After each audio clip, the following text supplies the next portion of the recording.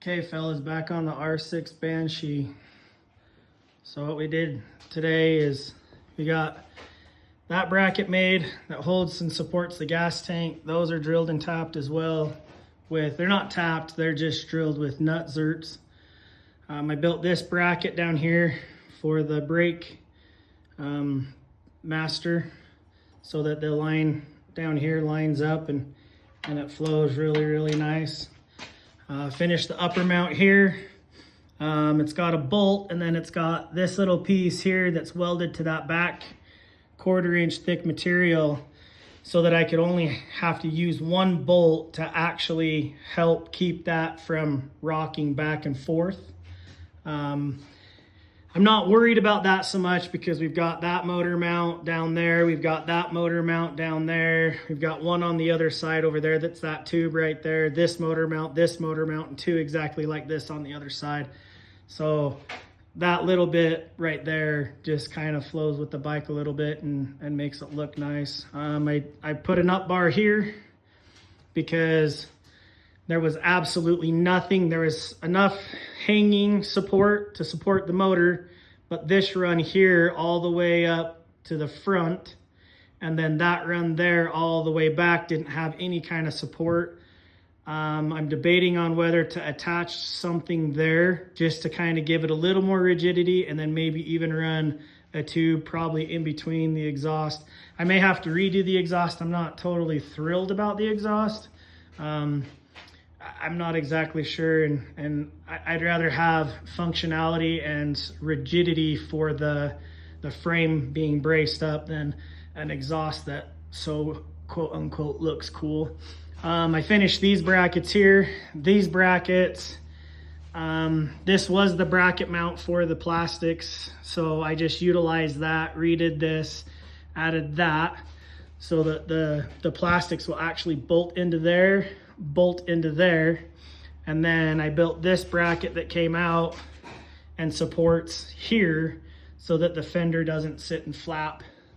But yeah, I did the same thing on this side. This side's also got that same bracket. And then I've got that up bar that's the same exact there too.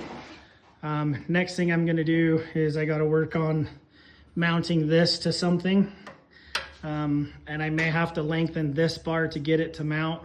We'll cross that bridge when we get there. And then this one's not quite welded in all the way. And the reason being is I'm trying to keep as much weight as low as possible. And although that battery is not crazy heavy, that battery is gonna sit right there, which should be good without, getting messed up by the chain. I just have to actually find out the real battery size for this machine and make sure and just build me a little angle tray that I can weld down so that it drops right into the angle tray, and then I can just, bolt it down or whatever. The next thing after getting that shifter done, honestly, is wiring, figuring out a place and how to mount this, place to mount that, a place to mount that, the radiator overflow, and then make sure my tip up, find a place to mount the computer module. And then it's just a bunch of getting fuel lines done. I do have that section back here. That's the outlet going to the motor. But then I've actually got another bung that needs to be welded somewhere up in here. That's the return line. That way you've got your pressure, and then you can regulate your pressure, and then the overpressurization just dumps. I do have to figure out what's going on with this, because this was technically, they just ran it straight up via this hose right here. It just goes right down into that. Oh no, it's this hose right here coming from here.